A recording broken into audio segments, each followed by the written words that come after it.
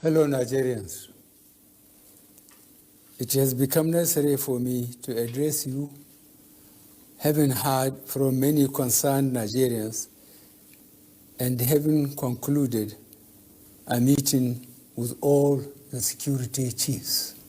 I must warn those who have hijacked and misdirected the initial, genuine, and well-intended protest of some of our youth in parts of the country against the excesses of some members of the now disbanded Subshell Anti-Robbery Squad, SARS.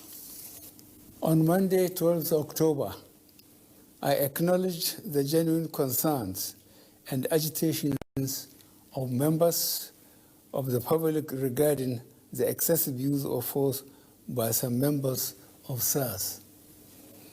The choice to demonstrate peacefully is a fundamental right of citizens as enshrined in Section 40 of our Constitution and other enactments. But this right to protest also imposes on the demonstrators the responsibility to respect the rights of other citizens and the necessity to operate within the law. As a democratic government, we listened to and carefully evaluated the 5-point demands of the protesters. And having accepted them, we immediately scrapped SARS and put measures in place to address the other demands of our youth. On approving the termination of SARS, I already made it clear that it was in line with our commitment to the implementation of extensive police reforms. Sadly, the promptness with which we have acted seemed to have been misconstrued as a sign of weakness and twisted by some for their selfish, unpatriotic interests. The result of this is clear to all observers. Human lives have been lost, acts of sexual violence have been reported, 2 major correctional facilities were attacked and convicts freed, public and private properties completely destroyed or vandalized, the sanctity of the palace of a peacemaker, the Oba of Lagos, has been violated. So-called protesters have invaded an international airport and in the process disrupted the travel plans of fellow Nigerians and our visitors. All this executed in the name of the End SARS protests.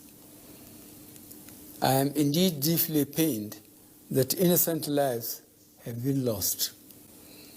These tragedies are uncalled for and unnecessary.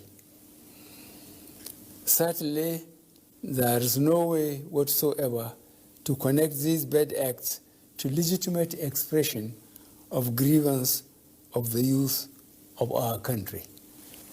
The spreading of deliberate falsehood and misinformation through the social media in particular, that this government is oblivious to the pains and plight of the citizens is a ploy to mislead the unwary within and outside Nigeria into unfair judgment and disruptive behavior. On the contrary, both our deeds and words have shown how committed this administration has been to the well-being and welfare of citizens, even with the steadily dwindling revenues and the added responsibilities and restrictions due to the coronavirus pandemic. Government has put in place measures and initiatives principally targeted at youth, women, and the most vulnerable groups in our society. These included our broad plan to lift 100 million Nigerians out of poverty in the next 10 years. The creation of 75 billion Naira National Youth Investment Fund to provide opportunities for the youth and the micro, small, and medium enterprises survival fund, through which government is A, paying 3 months' salaries of the staff of the 100,000 micro, small, and medium enterprises. B, paying for the registration of 250,000 businesses at the Corporate Affairs Commission. C, giving a grant of 30,000 Naira to 100,000 artisans. And D, guaranteeing market for the products of traders. These are in addition to many other initiatives, such as A, farmer money, B, trader money, C, market money, D, N-Power, E, N-Tech, and F, N-Agro. No Nigerian government in the past has methodically and seriously approached poverty alleviation like we have done. With regards to the welfare of police personnel, the National Salaries, Income and Wages Commission has been directed to expedite action on the finalization of the new salary structure of the members of the police force. The emoluments of other paramilitary services are also being reviewed upwards. In order to underscore the importance of education in preparing youth for the future, this administration has come up with a new salary structure and other incentives for our teachers. Let me, at this point, reaffirm the federal government's commitment to preserving the unity of this country. We will continue to improve good governance and our democratic process, including through sustained engagement.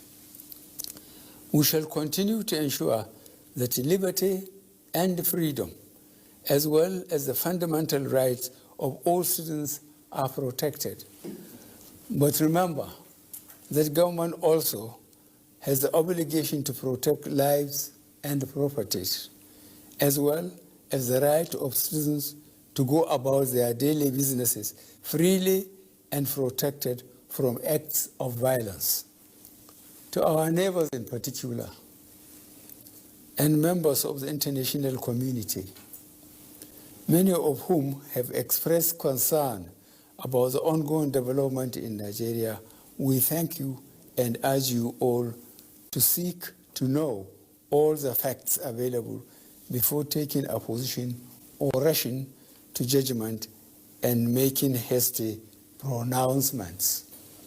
In the circumstances, I would like to appeal to protesters to note and take advantage of the various well-thought-out initiatives of this administration designed to make their lives better and more meaningful, and resist the temptation of being used by some subversive elements to cause chaos with the aim of truncating our nascent democracy. For you to do otherwise will amount to undermining national security and the law and order situation. Under no circumstances will this be tolerated. I therefore call on our youth to discontinue the street protests and constructively engage government in finding solutions. Your voice has been heard loud and clear, and we are responding. And I call on all Nigerians to go about their normal businesses and to enjoin security agencies to protect lives, and properties of all law-abiding citizens without doing harm to those they are meant to protect. Let me pay tribute to officers of the Nigeria Police Force who have tragically lost their lives in the line of duty. I would like to thank those state governors, traditional and religious leaders who have appealed for calm and restraint. I also thank youth leaders who have restrained their followers from taking the law into their hands. This government respects and will continue to respect all the democratic rights and civil liberties of the people, but it will not allow anybody or groups to disrupt the peace of our nation. Thank you all. God bless the Federal Republic of Nigeria.